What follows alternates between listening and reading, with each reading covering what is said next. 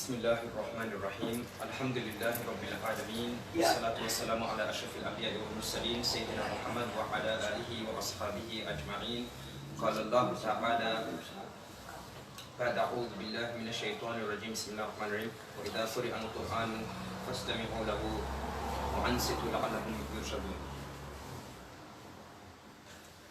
وقال النبي صلى الله عليه وسلم من قرأ حرفا من كتاب الله فله به حسنة والحسنة بعشر أمثالها ولا أقول ألف لام ميم حرف ولكن ألف حرف ولام حرف وميم حرف أو كما قال رسول الله صلى الله عليه وسلم. Dear respected listeners, you're live on Darse Quran International. Dear respected brothers and elders, first of all, I pray to Allah, praise due to Allah subhanahu wa ta'ala, and blessings and peace be upon all of the messengers whom Allah subhanahu wa ta'ala sent in this temporary abode. First of all, I would like to pray to Allah subhanahu wa ta'ala to strengthen us in Iman, to protect us in Iman and in Islam. May Allah subhanahu wa ta'ala forgive our shortcomings, forgive our sins, the ones that we know of and the ones that we do not know of. May Allah subhanahu wa ta'ala at this moment of time and in the face of this earth, at any given time, there's always going to be people who are suffering, who are going through affliction, calamities, etc. We pray to Allah subhanahu wa ta'ala to take them out of these calamities, protect them as well, and safeguard them as well. So first of all, inshallah, I would like to just mention that last week, our head teacher, Molana Damat Barakatuhum, he spoke about Quran and just the background revelation of the Quran and how the Quran, the way we see it today in a book form, how it came to us, and all of the effort that took place at the time of the Prophet ﷺ and just after his demise, how the Quranic, the revelation, the Quran that was scattered around, written on different things, etc., was brought together. So as you know, that Molana had spoken about this, and he actually went into some depth about it as well. So inshallah, what we want to do today is we want to quickly, briefly give you a summary. Inshallah, Molana will continue this subject and this topic of the Quran and the background revelation of the Quran, etc. But what we want to do today is give you a brief summary and also tell you about the importance and virtue of the Quran by way of recitation and by way of understanding the Quran as well. And the Prophet ﷺ, we all know, خَيْرُكُمْ مَنْ تَعَلَّمَ الْقُرْآنَ وَعَلَّمَ. He also said, خِيَارُكُمْ مَنْ تَعَلَّمَ الْقُرْآنَ وَعَلَّمَ. The one or the best of you is the one who learns the Quran and then teaches the Quran as well. So this is a very significant and very important virtue of the Quran, which applies to every single one of us.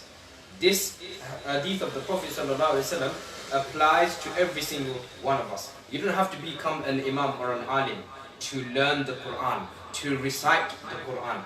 You just need to understand the rules, etc. So once you understand the rules, etc., then it is upon you to now convey it to others, teach it to others, just as this hadith of the Prophet ﷺ has mentioned as well. So, first of all, my dear respected listeners and brothers, every religion in this dunya, in the face of this dunya, every religion has like a book or a text that they normally refer to. Their followers normally refer to a book or a text in every religion. In Islam, we have the Quran. What is the Quran? The Quran is the first source of knowledge in Islam for the Muslims. The Quran is the first source of knowledge for Muslims in the religion of Islam. So when you want to seek some knowledge, or when you want to know something within the boundary and within the scope of Islam, then you need to turn to the Quran for some guidance, to learn something, to get some information, to increase in your knowledge, etc. And of course, thereafter, the Prophet ﷺ's ahadith, they also play a major part.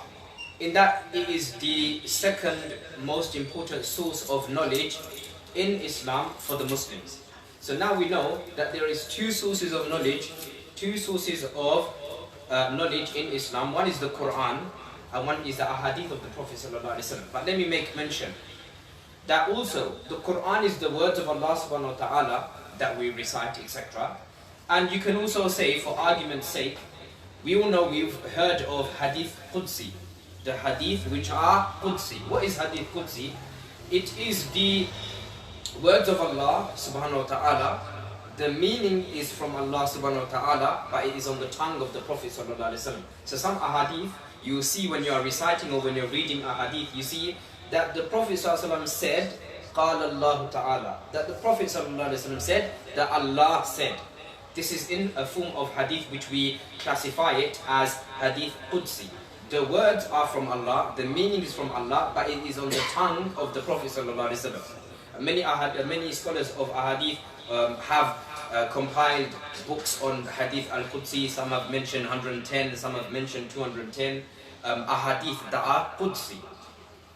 So, we'll continue. So, these are the two sources of knowledge in Islam. One is Quran and one is the ahadith of the Prophet sallallahu alaihi wasallam. Let me begin by the background of the revelation and the beginning of man's entry in this dunya.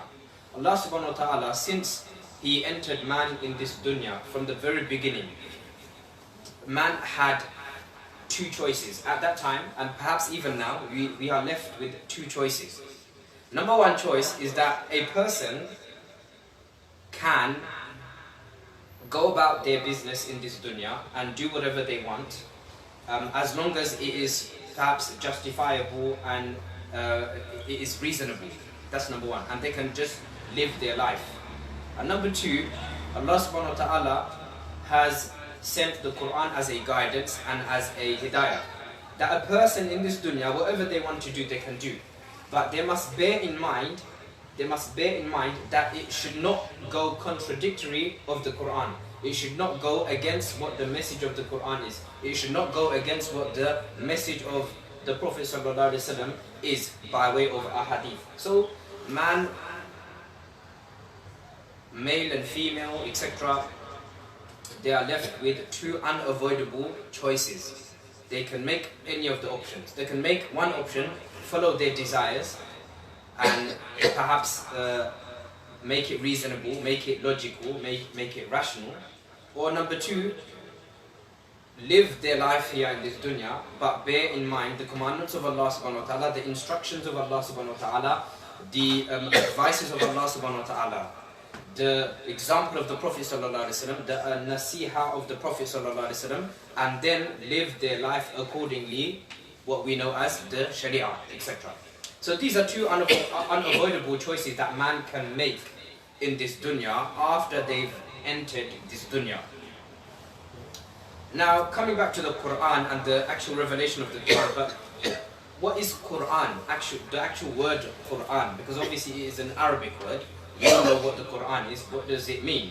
We all know that the Quran is a revelation from Allah subhanahu wa ta'ala, but what does the word Quran mean? Very briefly, Quran is an Arabic word. It comes from a root word called qara'a yaqra'u.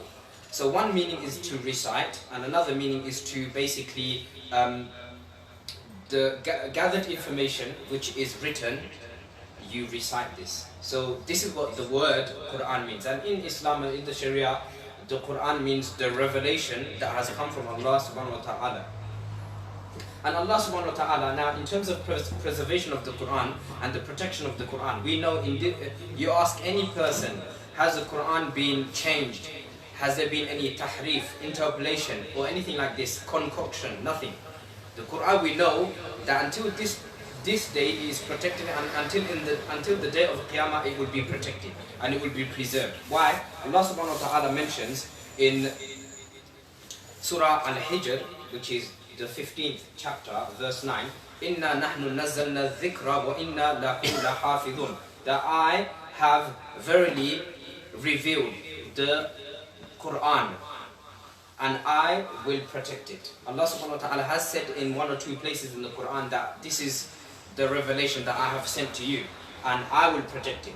So Allah does not need us to preserve and protect the Quran. He's telling us Himself that He will protect the Quran. Inna nahnu nazzalna dhikra.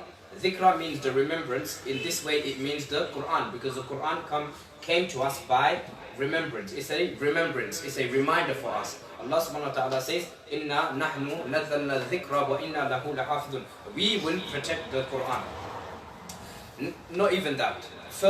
One step further, Allah subhanahu wa ta'ala says in another chapter of the Quran, Surah Al-Hud, that not only He's challenging a person, a man, to bring forth a Quran just like the one we have, but even one verse, even one paragraph, even one sentence. So Allah subhanahu wa ta'ala Himself is challenging man that, can you bring forth something like the like of the Quran? No, you cannot.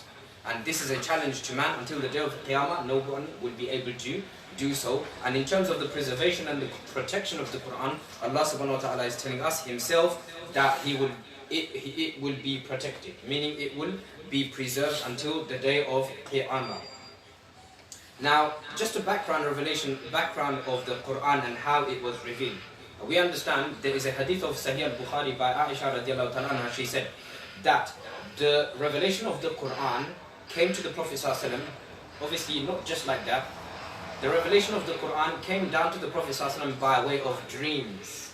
In the Sahih al-Bukhari and Sahih Muslim, Aisha describes that before, the Prophet ﷺ used to have dreams. In the dreams, he used to wake up in the morning, and whatever used to happen in the dream used to happen in reality, and he used to inform her.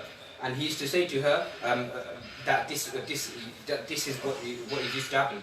Aisha radiallahu ta'ala anha, obviously she got married to him later, but she's reporting the hadith of the Prophet ﷺ.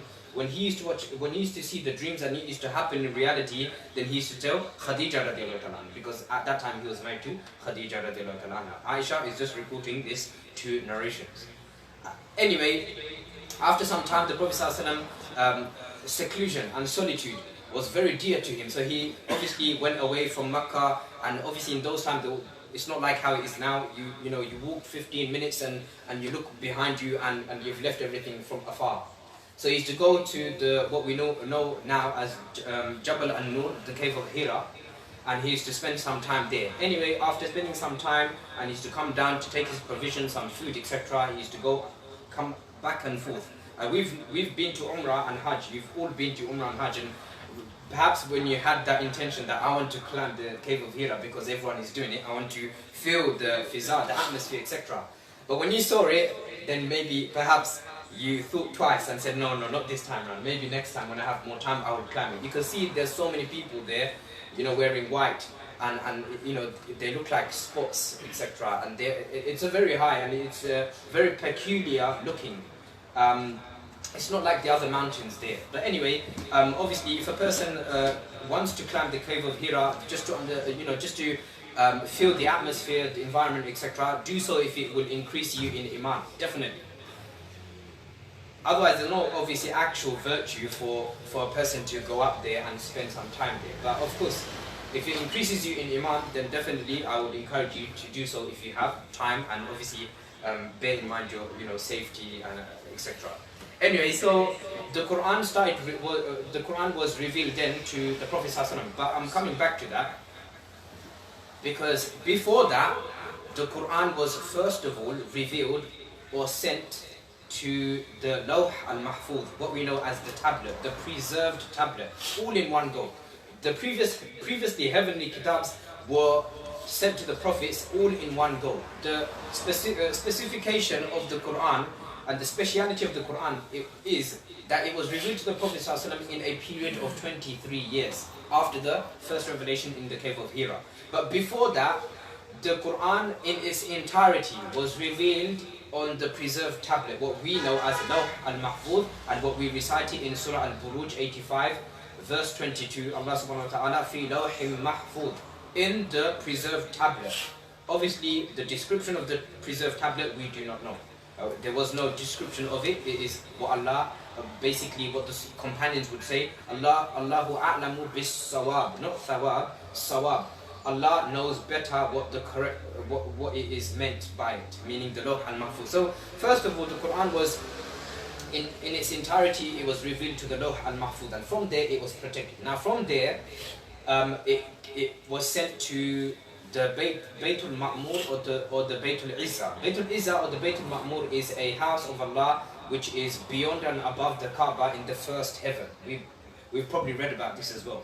And then from there, Jibreel alayhi salam, Allah subhanahu wa ta'ala, via the archangel Jibreel alayhi salam, sent the Quran from there in a period of 23 years. How do we know this? Ibn Abbas, the famous commentator of the Quran and the cousin of the Prophet sallallahu alaihi wasallam, has explained in some ahadith that the revelation of the Quran from the preserved tablet was revealed to the Prophet ﷺ in a period of 23 years. Now, although it was revealed in 23 years to the Prophet ﷺ, it wasn't like how we obviously see it today in a book form. That came out later. Now, how did that come about? At the time of the Prophet ﷺ, revelation used to come, he used to recite it, and whoever was there, mainly it was Zayd ibn Thabit, because he was the scribe of the Quran, and another companion by the name of Ubay ibn Ka'b. He was another scribe. There were more, but these two were the famous scribes, and they were the Qari, they were the reciters of the Quran. They would write it on a slate, what we know maybe as a slate, a bone, or some leaf, etc., and they used to gather it. Now, after the demise of the Prophet ﷺ, the leadership of Abu Bakr radiallahu ta'ala anhu was obviously, he was the leadership, he was the next leader, the next caliph, the next Khalifa. And at the time of Abu Bakr radiallahu ta'ala anhu, there was a famous battle by the name of Battle of Yamama. In this battle, we know by this famous person by the name of Musaylama ibn Kadhab. We all know, we're in Khatm al-Nubuwwat, so we know what Musaylama ibn Kadhab is. He claimed prophethood. This was the main problem against him. He claimed prophethood. Musaylama ibn Kadhab and Aswad Ansi, these were the two individuals who first, right at the beginning, in the time of the Prophet ﷺ, claimed prophethood, falsified. The Prophet ﷺ said, the Qiyamah will not stand until Allah subhanahu wa ta'ala will send Thalathuna Dajjaluna Kadhabuna. Not Dajjal, but these 30 people that will be sent by Allah. Dajjal means to cover, not the Dajjal that we are waiting for on the day of Qiyamah. This Dajjal means to cover, meaning this person covered himself and said that I am the last prophet. So basically deceived the people by saying that he is the prophet. Now his name was obviously Musaylama ibn Kadhab, which means Musaylama ibn, son of Kadhab, son of a liar. But his original name was Musaylama ibn Habib. Okay, anyway. So at that time in the Battle of Yamama, in the time of Abu Bakr radiallahu ta'ala anhu, many of the Hufaz from amongst the companions passed away. Many of the companions, the Hufaz of the Quran, many of them passed away in the Battle of Yamama. So Uthman and Umar radiallahu ta'ala anhu, Uthman radiallahu ta'ala anhu, it was a suggestion from either Umar and Uthman, and you understand that their characteristics and their qualities are very different. We all know Umar and how he became a Muslim. We all know his temperament and his character was very straightforward, black and white, no grey areas, etc. Now at that time, obviously, Uthman gave that suggestion that look, a lot of Hufaz are passing away. The Quran is obviously still scattered, even though there's a lot of memorizers of the Quran. But many of them have passed away. Let me make a suggestion to Abu Bakr radiallahu ta'ala and see what he's got to say. Now he mentioned to Abu Bakr that look, the Hufaz are passing away, especially after that the Battle of Yamama. We need to do something in terms of preserving the Quran, etc. So we need to do something, maybe perhaps get the Qurra and the Qaris of the Quran, the Hufaz of the Quran, and perhaps bring together those scattered slates, bones and leaves, etc. and bring them together and perhaps make it as a book form like we have today. Now Umar wasn't too with it. Obviously, he wasn't too with it. Even Abu Bakr, they were mentioning that look, they had a discussion, and Umar wasn't too with it, because how can you do something which was not done ever at the time of the Prophet ﷺ? In the time of the Prophet ﷺ, we don't have the Quran. They didn't have the Quran like we have it today. It was scattered. So now they're worried. How can we do something that was not done in the time of the Prophet ﷺ, because it would be innovation, bid'ah, etc. So anyway, after some discussion, they agreed that, no, hold on, you know, this would be good for the preservation and protection of the Quran. So this is obviously the hikmah and the wisdom of Allah subhanahu wa ta'ala, because you know, we mentioned before in Surah Al-Hijr, Allah Himself is saying that this is the remembrance that we are revealing to you, and we're going to protect it.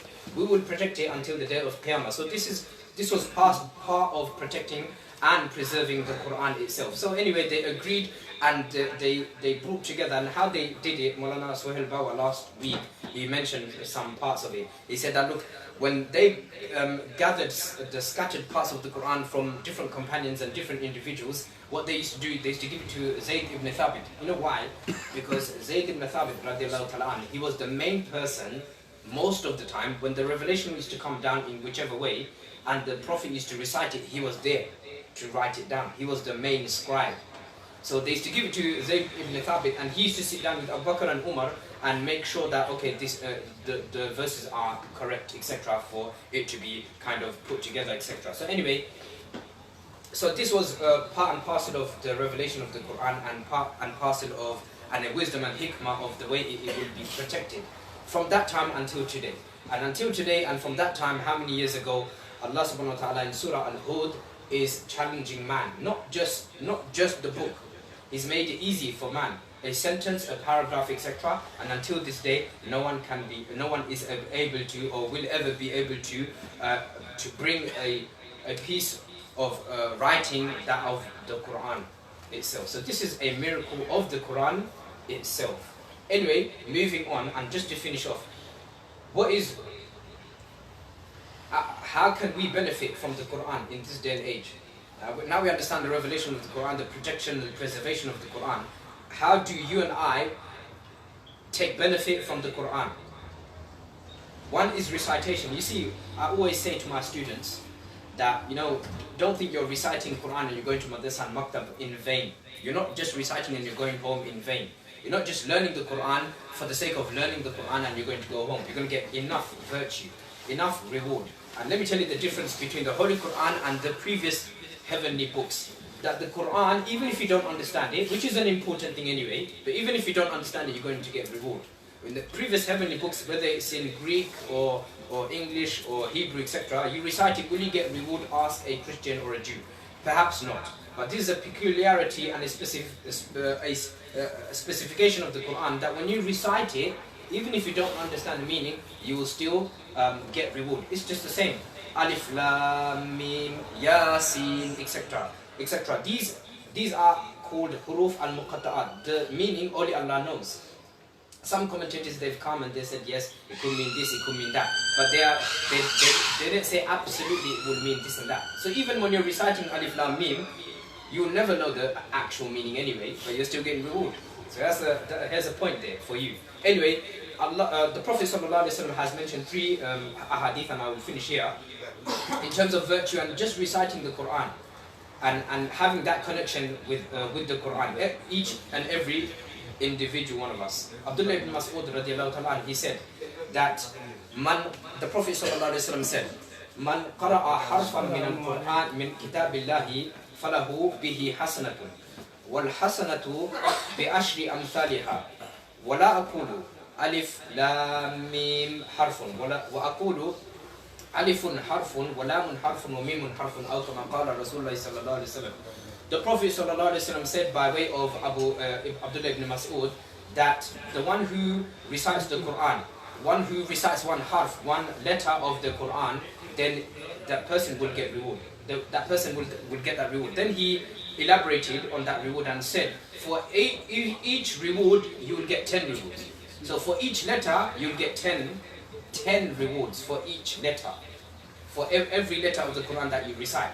He gave an example, and he said, I don't say alif lam mim, which are 3 letters, you get 1 reward, but I say the alif lam mim, you get 30 rewards, because 10 for each harf, 10 for each letter. The next hadith, and this is by way of reciting. So when you're reciting, you and I, when we are just reciting, we're getting a lot of rewards. Now, how do we convey that to the next person? For example, our children, or it could be our nieces or nephews. If we know how to recite the Quran, then we can easily teach others. It could even mean the letters as well. The Prophet ﷺ said, خَيْرُكُمْ مَنْ تَعَلَّمَ الْقُرْآنَ وَعَلَّمَ, and in another version, خِيَارُكُمْ مَنْ تَعَلَّمَ الْقُرْآنَ وَعَلَّمَ. That the best of you is the one who learns the Quran. So of course, if you're going to recite the Quran, you have to learn the Quran. And then the one who teaches the Quran as well. So you don't have to become an alim, you don't have to become an imam to teach the Quran. You just have to learn the rules, etc. And then you can teach it. You'll be the recipient of the 2 ahadith that I've just mentioned before you.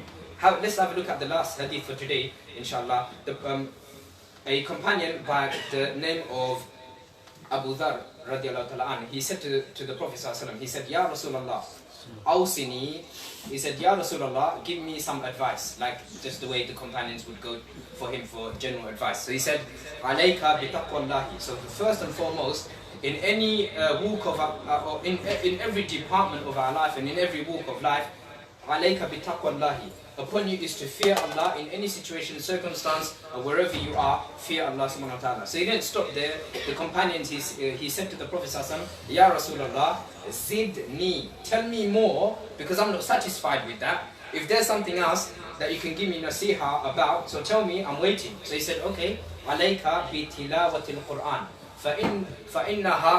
فإنها نور لك في الأرض وذخر laka fi sama. So again, he said, alayka bi taqwallahi, upon you is to fear Allah in whichever situation you're in. Why? Because فَإِنَّهَا رَأْسُ الْأَمْرِ كُلِّهِ, because that is the essence of all matters. As long as you have fear of Allah, then everything else will be right. As long as you have fear of Allah, everything else will be right, number one. Number two, he said, alayka bi tilawatil Quran, upon you is to just recite the Quran. He didn't say try and understand it as well. He said just mere recitation of the Quran. When you recite the Quran, then it will be nurun laka fil ard. It will be an illumination, a light for you in this dunya, as long as you have that connection with the Quran and that recitation with the Quran. Then he said, وَذُخْرٌ لَكَ فِي السَّمَاءِ, as long as you recite that Quran, you have that connection with the Quran, then it will be a mention. It will be a mention for you in the heavens. And how will that be a mention? We all know Allah subhanahu wa ta'ala has conversed with the angels, and He will mention your name in the sky as well. So look at the benefit of reciting the Quran without even understanding. Now I'm not sitting here telling you, please don't understand the Quran, just recite the Quran. Of course, understanding the Quran so that we can implement the laws, the advices, etc. that we hear from the stories, etc. in our life. But just mere recitation of the Quran. We learned the Quran when we were in Maktab and in Madrasa 15, 30, 20 years ago. And now when we are 20, 30, 40, we haven't even touched the Quran. So we know our connection and our state with the Quran. So may Allah subhanahu wa ta'ala give us tawfiq, ability to actually recite the Quran as well, but also to try and understand and also implement it in our life. Just remember, just the recitation of the Quran is also important. There's so much significance and virtue for you to just recite the Quran. You don't even need to understand it. Yes, there's imams and there's masajids, you can go to programs, you can sit for the Jumu'ah lecture and understand the Quran, because of course the imam will be conveying these messages. But first and foremost, we have to understand there's two things here. One is understanding the Quran and one is the recitation of the Quran. That you will definitely get reward for reciting the Quran, but for one letter you will get 10 rewards. For one letter, 10 rewards. May Allah subhanahu wa ta'ala give us ability. Wa akhiru da'wana and alhamdulillahi rabbil alameen.